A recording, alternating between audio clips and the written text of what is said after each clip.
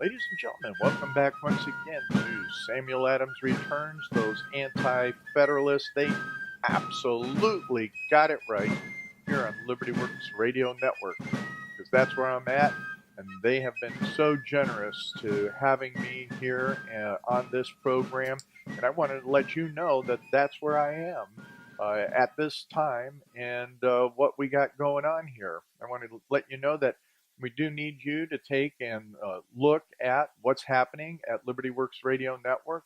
Go ahead, check out all those other hosts and see all the good programming that's there and available to you about liberty. And there are the hosts that are on daily in the evenings. And then make sure you go to that little button there, that little button that says donate. Because again, as I've mentioned in the past, this is a listener funded network, and we want you to be able to participate in every way that you can. And notwithstanding everything that's going on Liberty Works Radio Network, I wanted to remind you that, or actually not just remind you, but let you know that I have launched a whole new video series that I have been promising you for the last several weeks.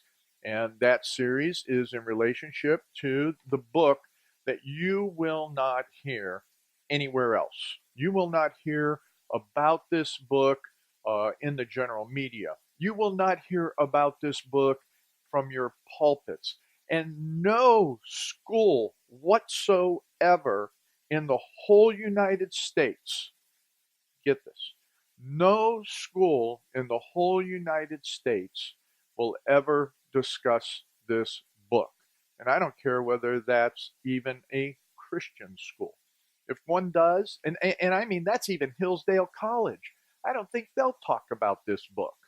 So I'm taking and doing the video series on this book for my grandkids first and foremost, for them. And that book is none other than published in 1864, right at the time of a most precarious actions in this country, 1864.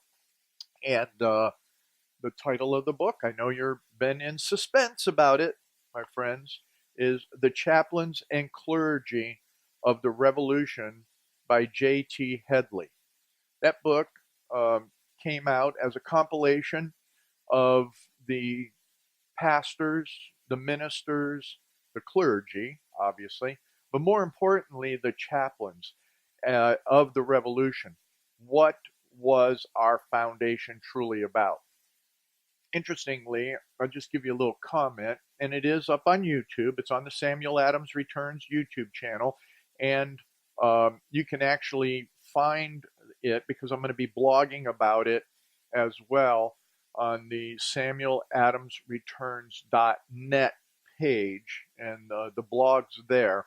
But the important part about this book is that he makes a statement in there that it is the foundation of America, Christianity. The pulpits were the ones that brought America into formation in many, many ways. It wasn't all the political stuff, but I like this. And I'm going to quote something to you from the introduction, if you want to call it that, the preface, introduction, whatever. He goes that when the battle cry was out there, it was all about religion.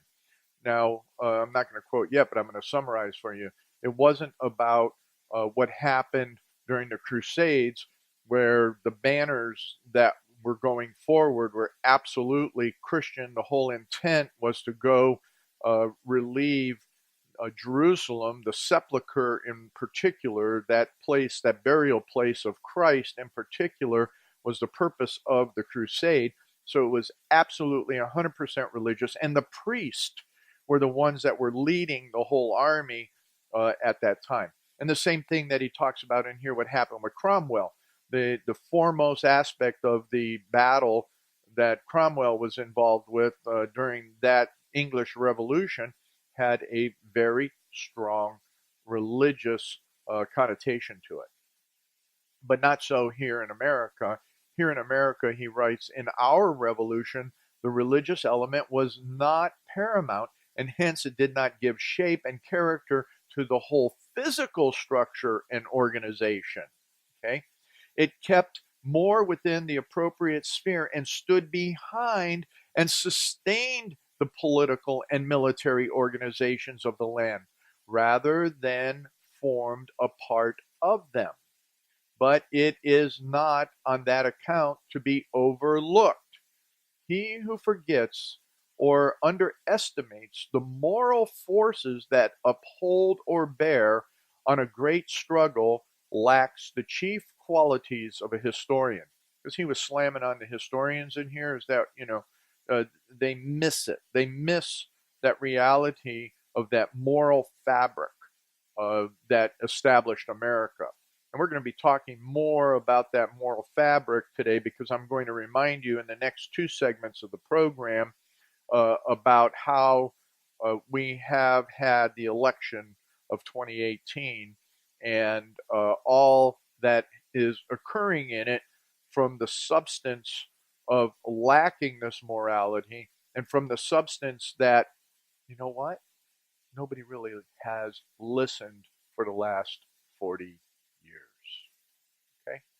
Now he continues here. It is unquestionably true that if the clergy of New England had from the outset taken a decided and determined stand against the cause of the colonies, which if they did, the result would have been totally different. So he asks this question here. It's a long question. Why then should not they and their sermons, addresses, and prayers have a prominent place in the history of the revolution?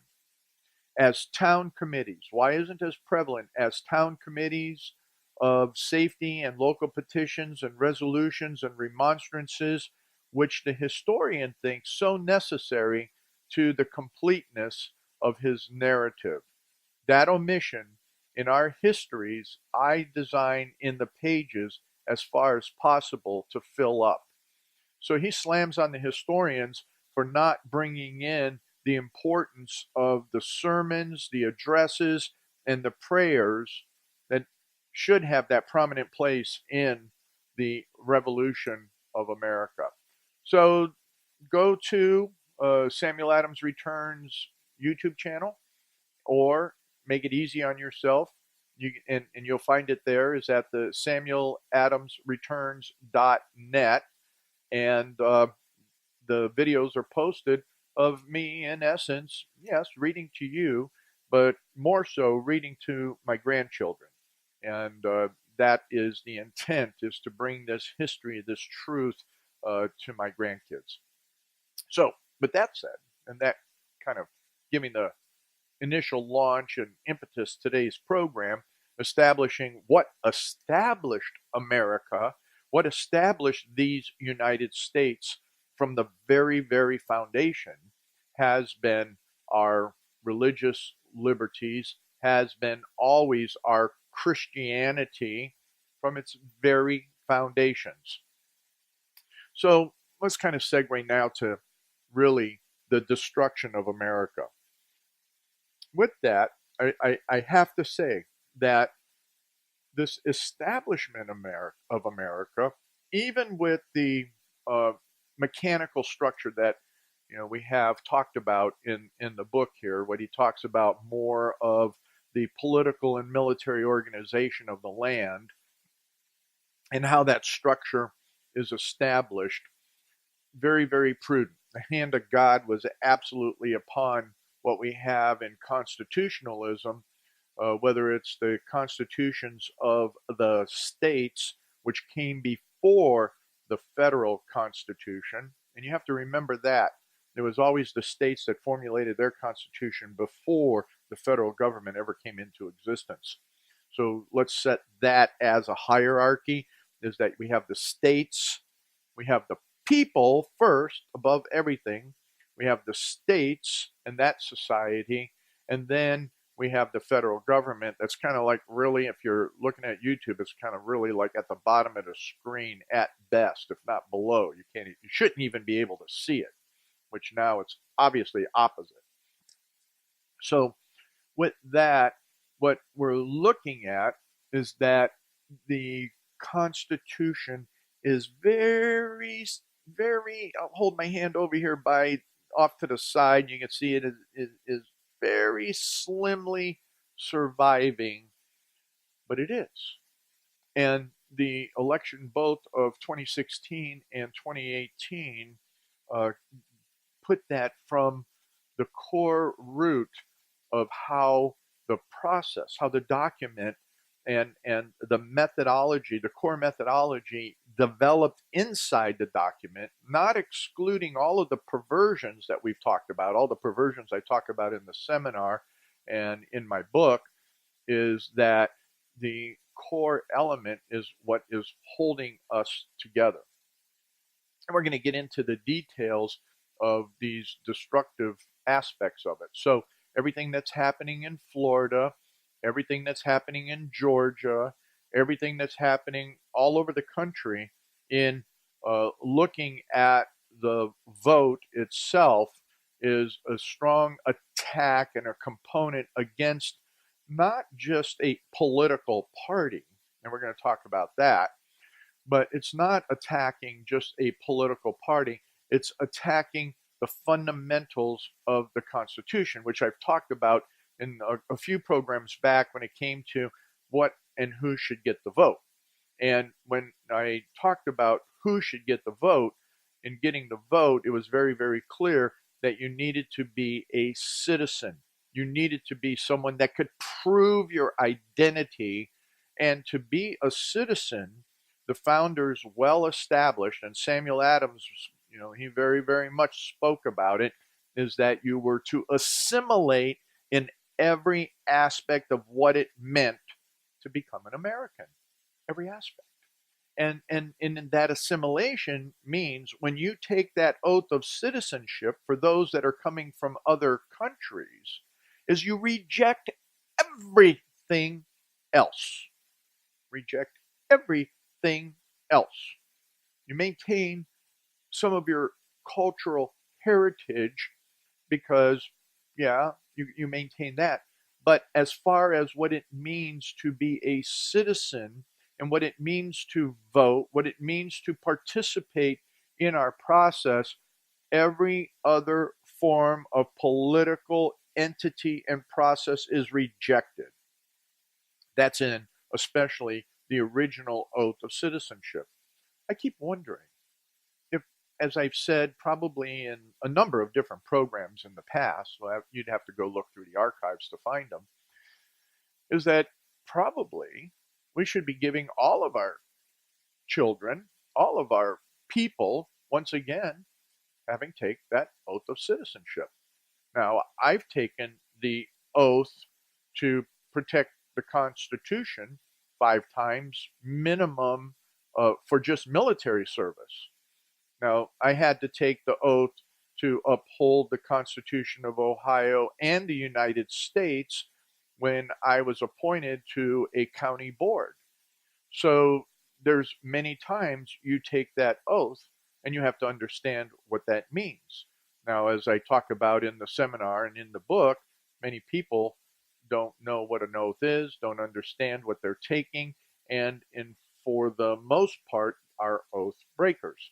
And why do I say all of that? Because what we're seeing is that in these contests here, on these election counts, the people that are in those appointed or elected offices had to take those oaths to their state constitution as well as to the federal constitution, and they are breaking them. They are breaking not just the law, but they're breaking their oath, and an oath is before God. So I'll let you think about that one as we're getting ready to go to the break here in a few seconds, is that an oath is something that is always taken not just before your peers, but an oath is something that is sacred, and it is something that you are pledging not only to your peers, but before God. So come on back in the next segment as we pick that up and what's happening in this nation as Samuel Adams returns and the Anti-Federalists were absolutely correct. Ladies and gentlemen, welcome back to Samuel Adams Returns. Those Anti-Federalists, they got it right. And, more than anything else, I just have to bring to your attention right away that this is, and which I forgot to announce in the last segment, is this is Tom Navolis. But you knew that anyway. I mean, that's why you're here listening to this program or watching me on YouTube, is that because you know who I am and you're pretty thrilled to be a part of the pretty thrilled to be part of the program.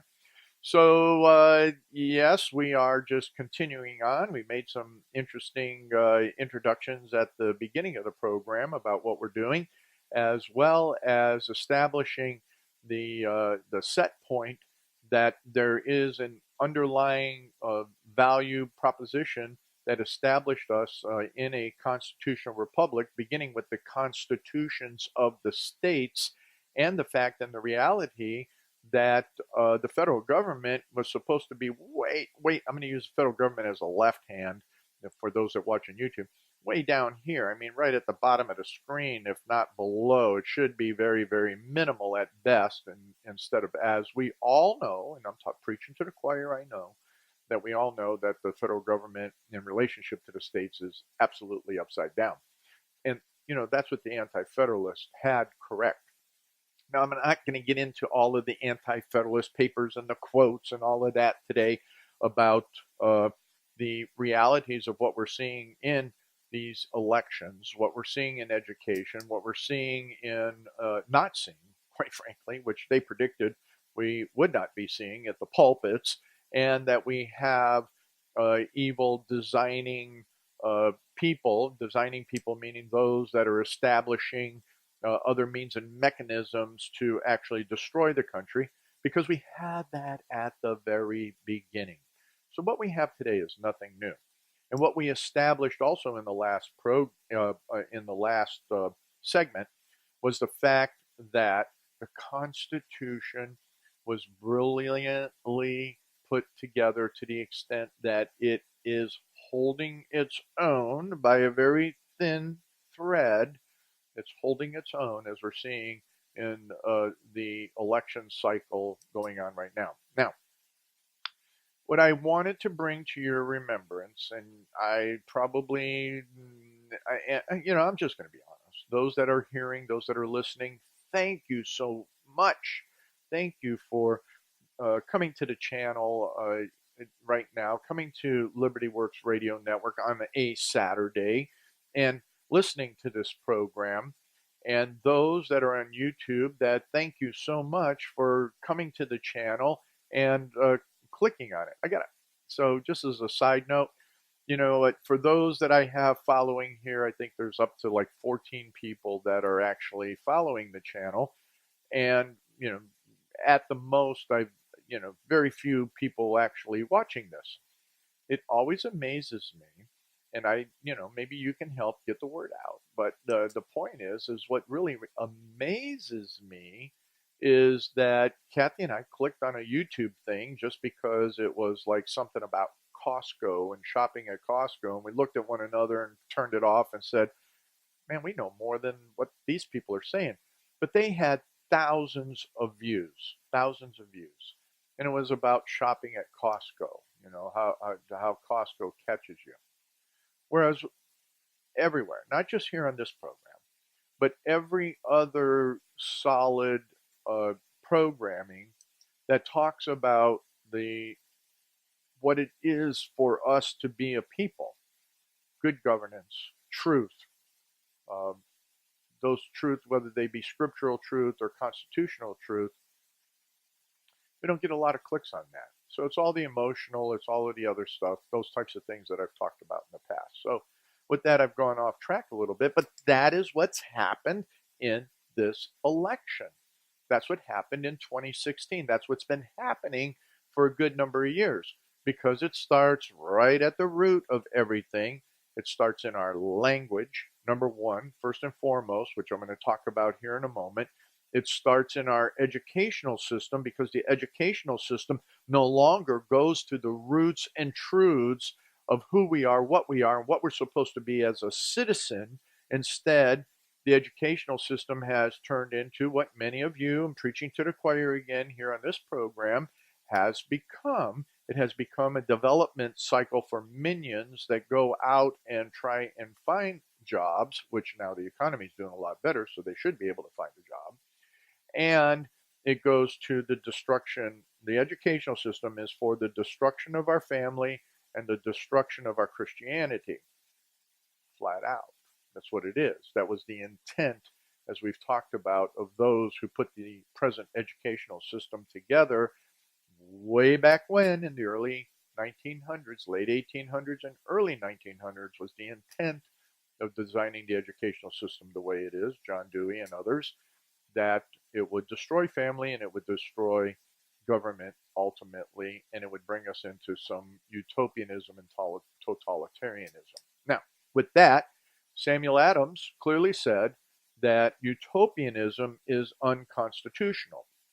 And he actually wrote that and said that before the constitutions came into effect, while we were still yet colonies, and that the loose constitution of England, Great Britain, under the Magna Carta and Parliament, that form of government, Unitarian, or not Unitarianism, but utopianism, is unconstitutional. And it's even more so true under the constitutions of our individual state republics and the greater republic of the United States. So if it was true then, what happened today? Well, what happened today was something that we're going to talk about. I'm going to remind you of, because I've done a series of programs on this, but when we see the Ortiz woman from New York being a total socialist and now running to Congress, challenging even Nancy Pelosi, trying to figure out why she can't get paid now, and some of that spoof stuff. But the fact is that the woman has no clear understanding of, if she didn't have money, if she doesn't have money to go live in D.C. as a representative, how did she get the money for her campaign? We know that. It's George Soros. There was an article today that Zuckerberg finds George Soros to be a wonderful person, someone to be looked up to. So what does that tell you? So what we have is something that's called a co-opted language. This is from what I've referenced to you many times before, and I'm going to have in the references again, or are in the references again, not a shot fired, in how Czechoslovakia was taken over by the communists without a shot ever being fired. Ladies and gentlemen, that's what's happening. And I've talked about this for many, many, many years. That's what's happening in America. But fortunately, as they well know, is that under our constitutional form of government, they cannot do what they did in a parliamentary environment. So Parliament allows for an easier takeover of a government of a people by socialist communists than it is in America. But through that of the educational system, what's happened in the Z generation, what's happened in the millennials, what's happened in the voting bloc, we are seeing jihadists and socialists and some straight up communists like Gillum being supported 100% by the Communist Party USA down there in Florida as a governor. I mean, they came straight out and endorsed him without question. So when we're seeing that happen in our political system, then what we know is that they have made significant strides within the context of fulfilling their objectives in a constitutional environment to which they were able to pull off in a parliamentary environment in Czechoslovakia. So it comes down to this whole idea of that the co-opting ideological language. So that's a beginning point, is what does that mean in co-opting the ideological language? One of the things here in the preface of Not a Shot is Fired is that subtitle. And it says the communists adapt the language of socialist ideology and the political policies of socialist regimes for their own internal use on several fronts. Many socialist terms were given double meanings, sometimes called dialectics. Among communist revolutionaries for furtherance of their coup, thus, terms like proletariat and workers' class can have their plain meaning or be code words for the Communist Party leaders or people's interest, democratic will of the masses, and decisions of the proletariat could have its ordinary meaning or designated orders from party leadership. Dialectics, meaning in words, was and remains necessary part of a plan to overthrow a free government. Outright announcement of the goals and motives of revolutionaries would arouse too much alarm among the people and create too much resistance, resulting in the defeat of the conspirators. So I wanted to stop with that for a moment, and we're going to get into the Kozak Plan, which I talk about in detail, blog about, and reference in other areas, especially on Twitter. But one of the things, and there's so much on this that I will never get through it all. I never do get through it all. So I guess I'm going to have to blog about it a little bit more. Is that the interesting part of the dialectic, if you will, or how the ideological terminology is used, and for the most part, that it is used in a mild manner until to avert resistance to it. So we've seen that used so many different times, and I think it's interesting that President Trump is calling it the Democrat Party instead of the Democratic Party, because it's not democratic, it is the Democrat Party, which has been taken over by socialists and communists straight up. CPUSA, as I put out back in 2010, said that they now own the Democrat Party. So we've seen that. And what we're seeing is, and how we can resist it as a people, is that they're clearly attacking everything sacred within the context of our Constitution. We're seeing that in the elections, the election process.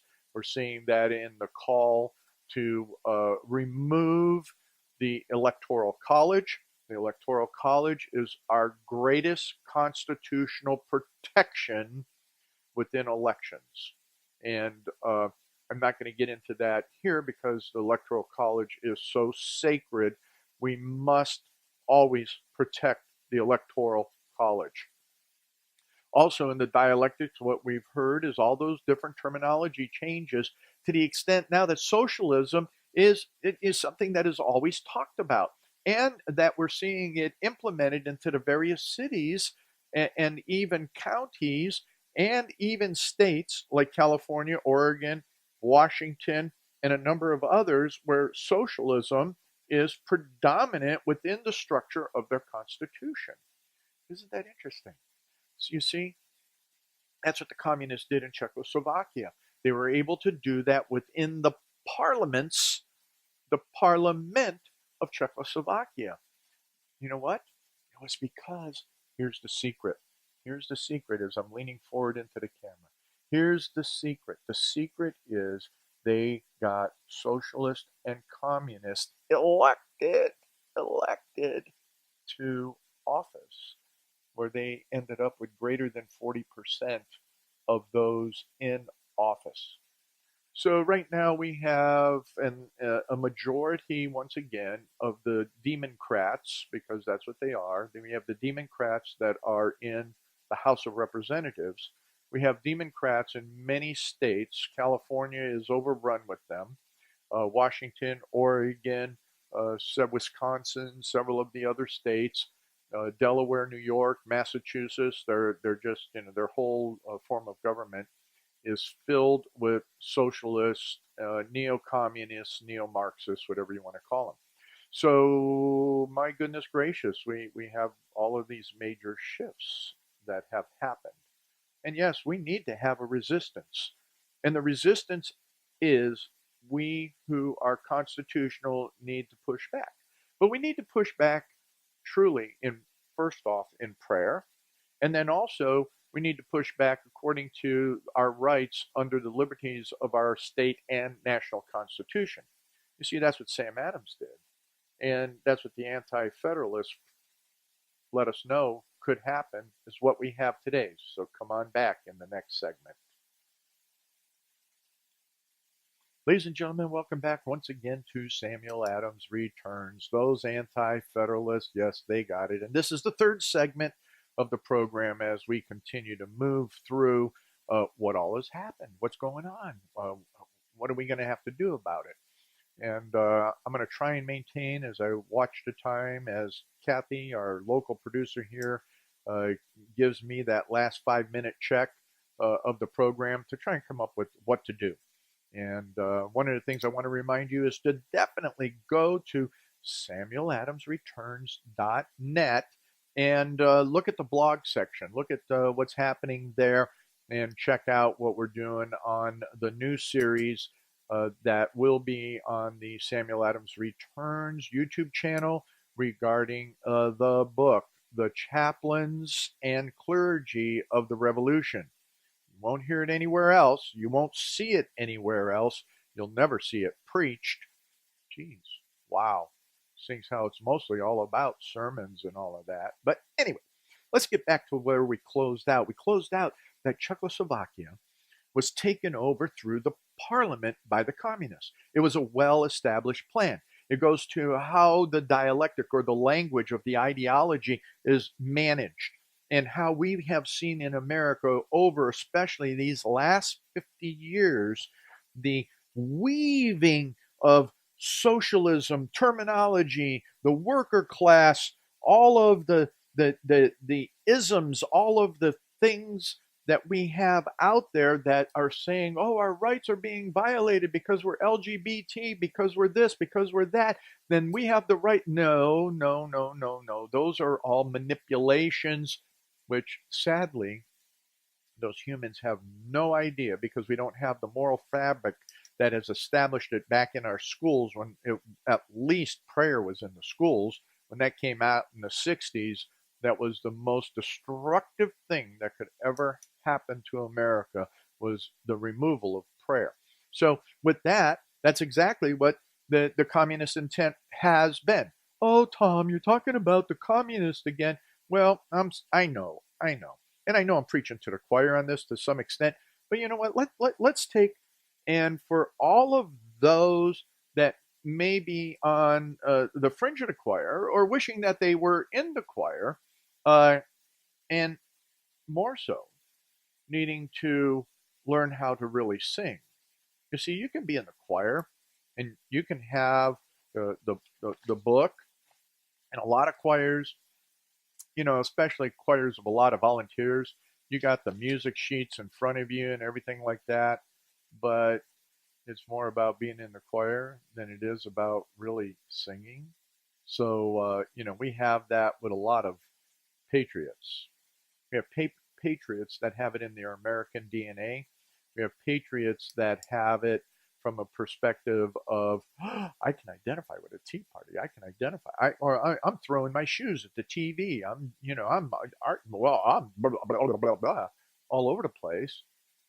But you know what we need now more than anything else is we need patriots of participation and action.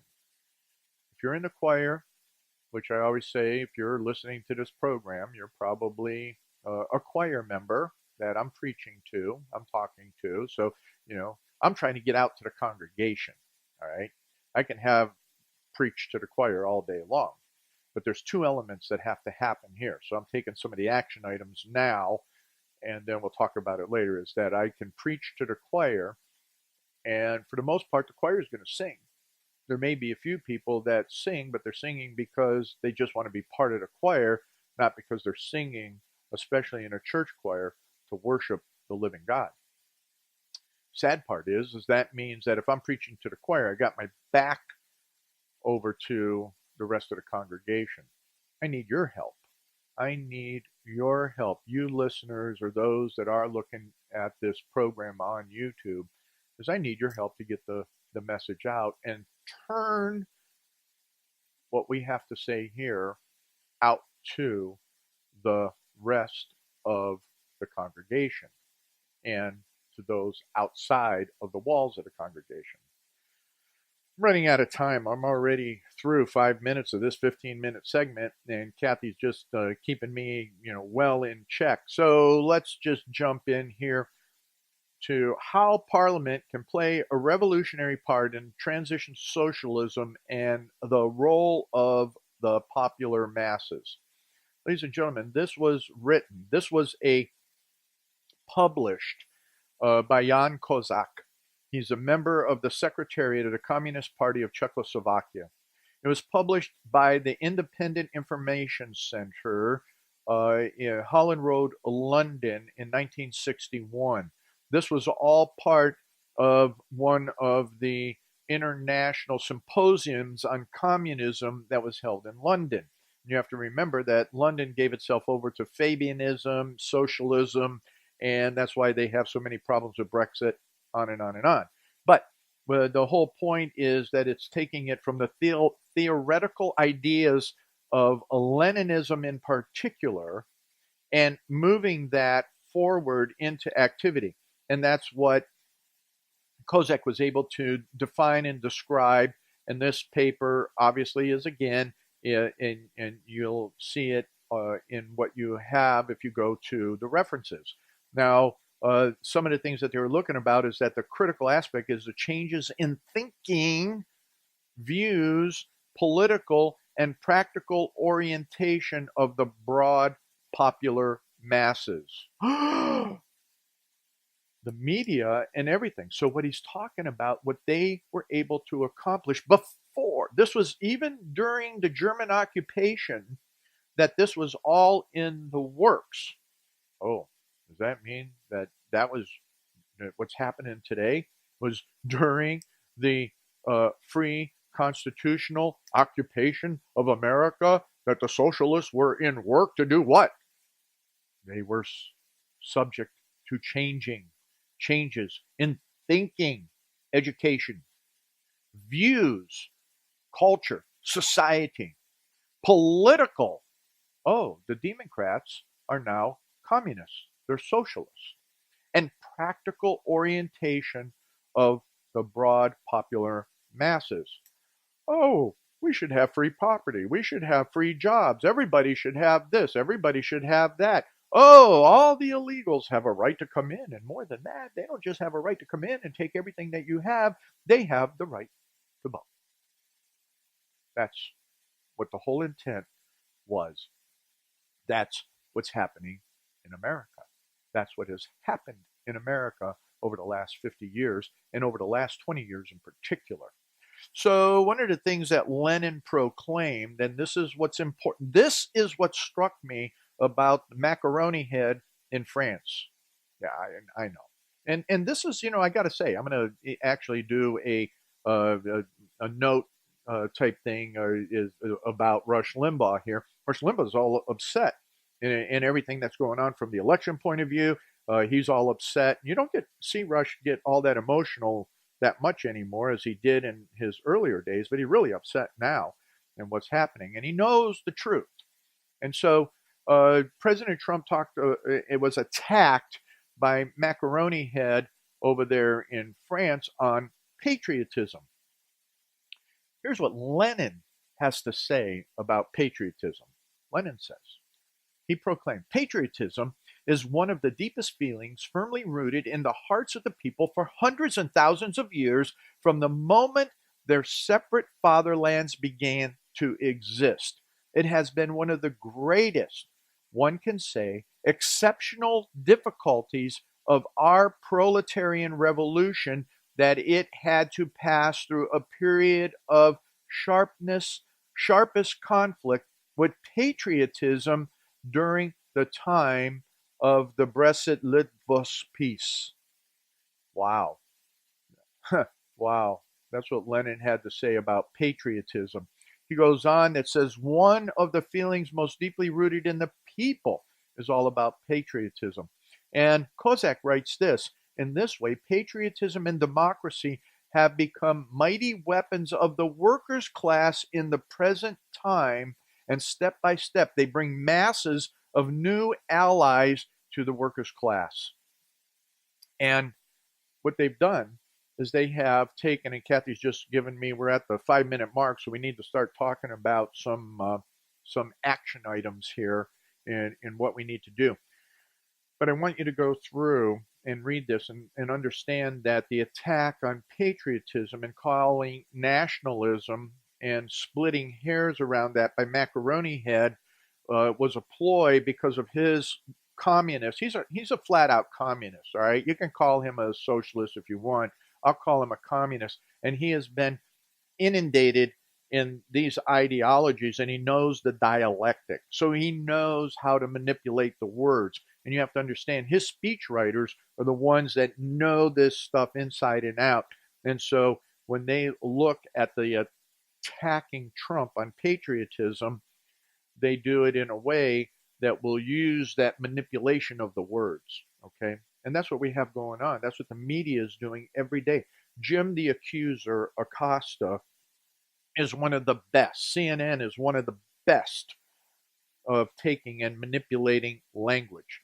So you need to know the truth. You need to continue to listen to what programming is out there. Rush Limbaugh, Liberty Works Radio Network, so many of the other ones. The Hannitys and all of that, and Fox and everything.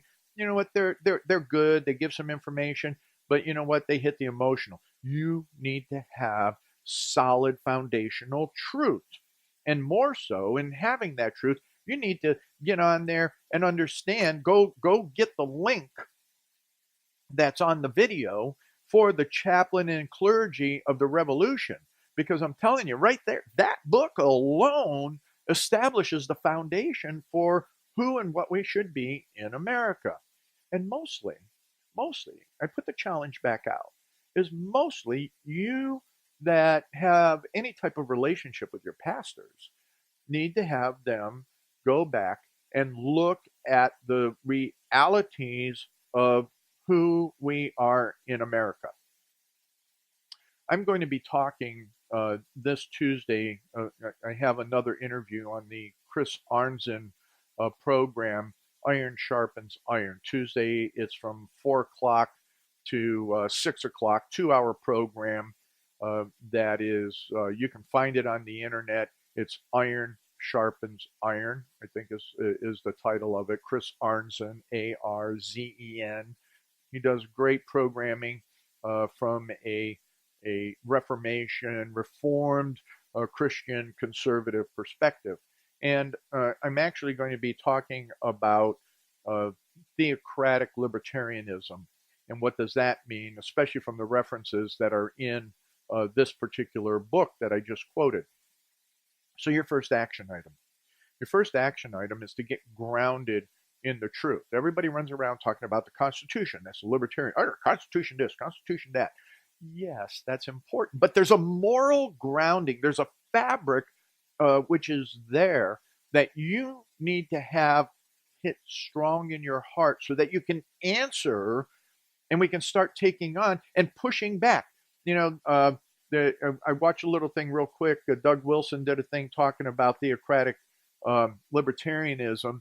And one of the things that I've been saying for 40 plus years is that you have an absolute right in America to determine and vote and legislate morality. The question is, which morality? Which morality? Today, what we have been seeing legislated, or worse, being pushed at us from the judicial branch of government, making it pseudo law, if you will, is immorality. So the answer has always been yes. You can go through the Bible, you can go through history, and you can always see that it is a choice of the people whether they will adhere to morality or immorality. We see that all through the Old Testament.